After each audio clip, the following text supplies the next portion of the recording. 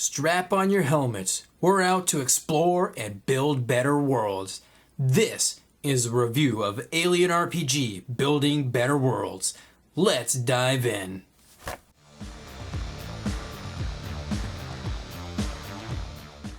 So here we have the Alien RPG Building Better Worlds.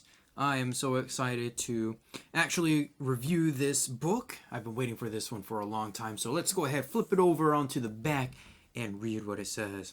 All the wonder and danger of the stars is yours, if you can just wipe the grime off your face and dig the dirt out from under your fingernails first.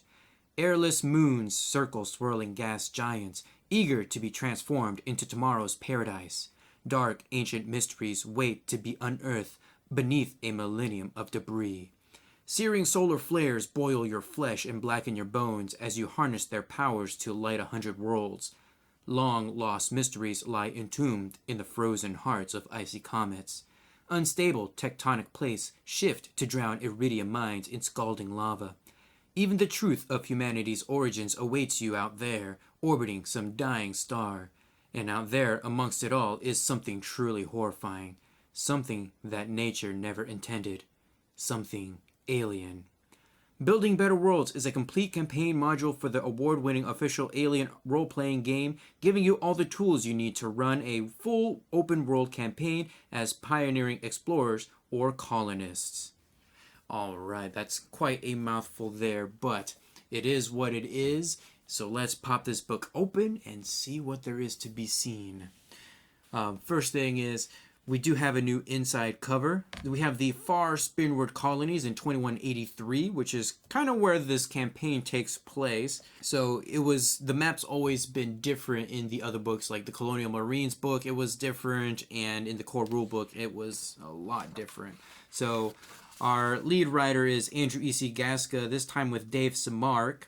Andrew E.C. Gaska has pretty much written all of these Alien books and supplements that we've had from Free League Publishing so far, and of course the publishing year is 2023. This book can be separated into 3 different sections. First, we have lore information, which details the colonization of space in the Alien universe. Then we have some new player options for careers and equipment. And then we have the campaign, which also includes how to run said campaign using the options in this book. Let's start with the new player options.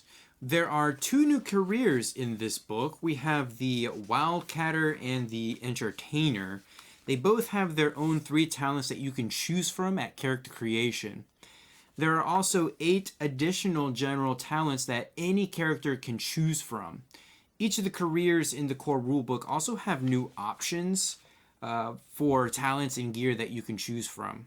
This entire section is really about explaining how the various careers can work in a campaign where the group plays as colonists. I will say it makes a lot of sense that we would have something like the Wildcatter. This is a person who kind of is a trucker who goes around and explores the planet and surveys it, I guess is what you would call them. The Entertainer, not so much. I find it really weird, awkward. Like, I feel like the Entertainer, well, actually, I don't even know how it fits in with the Alien universe altogether.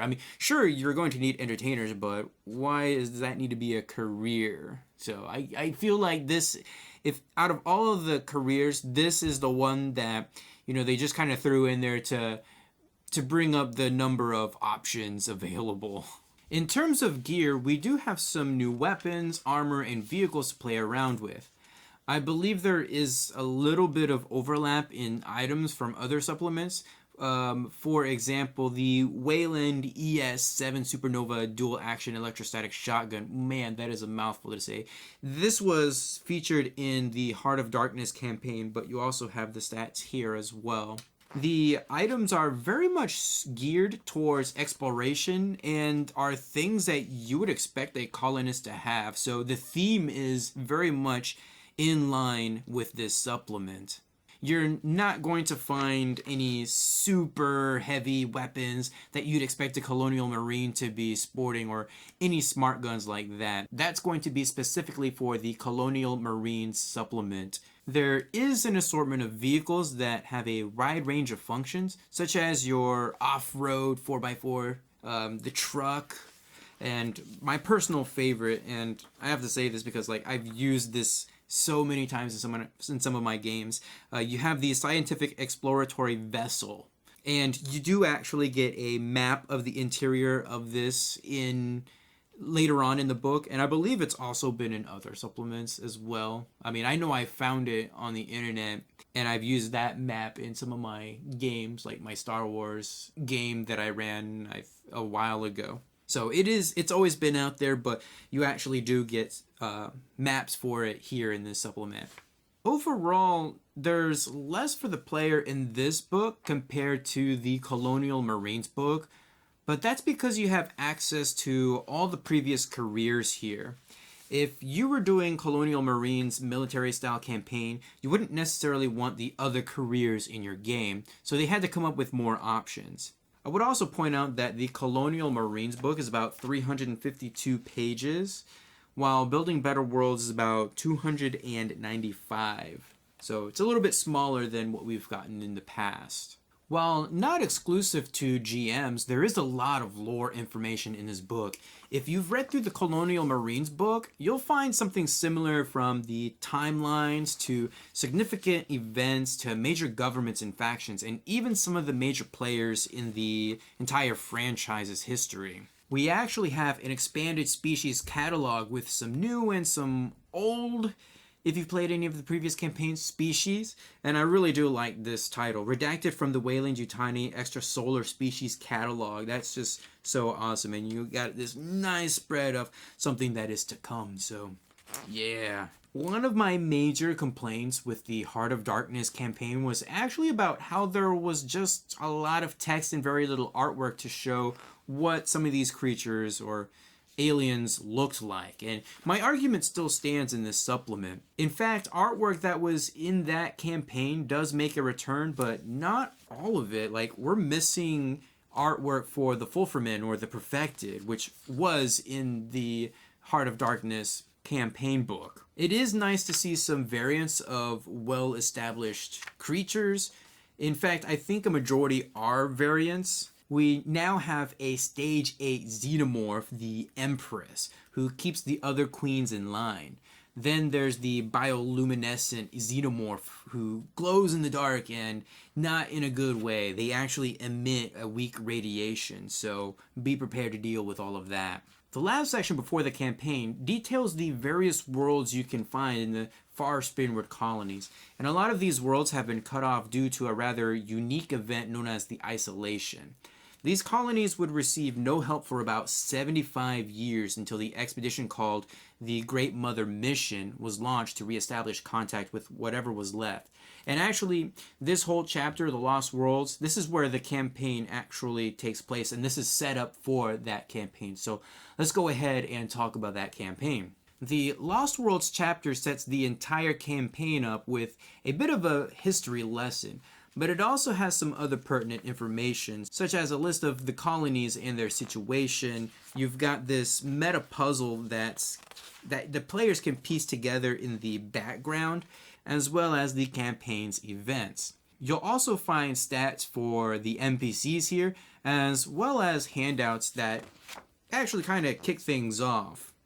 I really do like the fact that you can hand out your players this contract with whichever company that they're going with, most likely the Great Mother Mission and the ICC, but it's really cool that you could just hand them this and now they have the rules and regulations of their contract right there that they have to abide by, lest they lose their pension or whatever. In the campaign, the PCs are tasked with exploring 6 different worlds and dealing with that location's problems. Each location also gives a clue to the meta puzzle, what's happening behind the scenes. A lot of detail has gone into these individual worlds. Like, you get a full map of the planet with a list of potential resources that they can discover. You've got an actual planetary guide, like where the planet is located in the system, asteroid belts, or how many ice planets are in that system. things like that, which is really cool. A lot of detail has gone into this. The colonies can be explored in any order, and the appendices has various tables for creating your own colonies, worlds, and problems. So you can mix things up quite a bit. So first we have Home Sweet Home. The PCs head to Gorham Colony, a mining outpost on a deserted, dusty, windswept planet. They find only one occupied settlement, a ragged mining facility with just 8 survivors. Their arrival reignites a feud between the colonists, erupting into violence as a huge sandstorm hits, shattering the base and leaving them defenseless against the deadly creatures of this world. They must deal with the feud and repair the facility, or find another way to survive, before these terrors of nature tear them all apart. We have To Go My Own Dark Way. The PCs find a primitive colony that has reverted to corporate authoritarianism to survive. A group of cliff dwellers protecting themselves from those who turn feral and prowl the jungle floor. The PCs find simmering class tensions, deadly dangers in the jungle, and a group of refugees from the Children of the Two Divines, which is a faction of people who essentially want to become perfected. The PCs must preserve the colony and protect the survivors before Mother Michaela of the Children of the Two Divines arrives and demands the return of her wayward devotees. We have Leave All Else to the Gods, where the PCs are sent to a pristine planet to colonize and explore, but they are not the first to make landfall here. They find a camp of colony scouting teams stranded here 75 years ago. Under orders from Governor Abantu, the PCs established the new colony. But as the colonists set up their new home, the PCs make a terrible discovery: the ancient ruins of an engineer city and the remnants of their genetic creativity. Can the PCs uncover the terrifying secrets of the city in time to save themselves and the new colony? We have The Devil Lives in Still Waters, where the PCs find a rare thing in the far Spinward colonies. A society that, on the surface level at least, is working well. May Outpost was once a 3WE Royal Marine outpost until it was taken over by the Chinese Asian Nations Collective. Now the society is at war with itself and at odds with the xenomorphs that inhabit the nearby ruins of an ancient engineer pyramid. The PCs must negotiate the deadly forces at work, deal with the UPP, explore the wonders of the pyramid, and prevent the colony falling into a full-blown insurrection. We have Against a Sea of Troubles. The PCs are ordered to search for the missing ship UNCSS Typhoon, sent to survey 2 moons of the gas giant, called Azizo and Arzu. They intercept the Typhoon dead in space, its crew missing after the Perfected tried to capture it. They trace its path back to the 2 moons to find one swamped by the Perfected's living protohive. They must explore a derelict engineer juggernaut and confront the Perfected to save the Typhoon's crew and escape alive to raise the alarm. We have Let Sleeping Gods Lie, where the PCs are sent to survey Pelican Colony and find a planet swept clean of life by radiation. They also detect the smoking wreckage of a crashed spaceship. The colony is kept operational by primitive automatons, little more than automated power loaders with no resemblance to androids or synthetics that view the PCs as a problem that needs cleaning up. They learn that the survivors from the crash ship are the pirates Gorham's Marauders, here to destroy the Perfected. Mounting a mission into the bowels of an ancient engineer guardian ship, they uncover the terrifying truth and find themselves in a desperate race to not only survive, but to stop the horrors they have unearthed. And then we have In the Shadow of Perfection. This is the finale of the Lost Worlds campaign. Having learned what they think is the truth, the PCs must rush to the Lich Gate to prevent the Perfected from using it. And the Lich Gate is basically this, think of it like a Stargate, where it allows you instantaneous teleportation to any part of the galaxy. They will battle to its heart before they understand it is all a ruse, that the Perfected's real prize is the UNCSS Yanya and all it carries. Avoiding the xenomorphs that now infest the Lich Gate, the PCs must join the battle for Yanla, a battle complicated by the UPP's treachery and own attempt to take control of the Great Mother mission. How the PCs resolve this conflict is up to them, but the fate of humanity is in their hands. And I should also point out that the Perfected aren't using the Lich Gate because they literally can't. So it's all been a great ploy to get the PCs to this location so they can steal their ship and then take a journey inward and colonize other planets and things like that. Overall, this is a weird one for me. For a book about colonizing different worlds and all that, you do very little of that here. Yes, part of the PC's mission is to inspect a variety of worlds and determine if they are still usable. You can reward the PCs with one of the worlds, but it isn't really necessary. This campaign is really about exploring established locations. I understand why they went with this approach. A campaign built around colonizing one world is really a sandbox game and one that is very hard to write for. Speaking of which, the appendices are all about building unique worlds and colonies and the problems that can arise. A very short section given that the whole premise of the book is about colonization. Martin Grip and Gustav Ekelund are joined with Ilko Sebring on illustrations, and they are all fantastic across the board. The layout is about what you'd expect from any of the Alien publications. They are very consistent in that regard. Even the long stretches of text are very easy to read because they're usually divided into tables and charts. My only real complaint in this area is in the appendices when you have these various tables for creating planets and colonies, and it just looks cluttered, and at a first glance it's really hard to see where one table ends and the other begins. If you're looking to spice up your Alien game with themes of exploration and colonization, then it's a no-brainer. Get this book. The campaign is a good place to start, but I would definitely lean in heavily towards the colonization aspect of what this book has to offer, because that's where you're really going to get a lot of material from. The PC should be able to establish their own colony and be forced to protect it, both from alien and human threats. Would I ever run this for my gaming group? Absolutely. I have been waiting for this book for a long time, and I knew exactly what I wanted to do with it as soon as I heard what it had to offer. And I am not disappointed. My only real criticism with this book is how it kind of connects with Heart of Darkness, the campaign setting before this book came out. Because you see, in the Heart of Darkness, the Fulframen were thought to have been created from like this highly improbable event, and they were trying to escape and colonize all human space so that everybody would become perfected or something like that. So why are they so prevalent here in the campaign setting? Maybe somebody can help me out, because it kind of doesn't really make sense. I believe Heart of Darkness takes place in 2185, and this one takes place in 2183, possibly. I don't know, it just doesn't really make a whole lot of sense to me.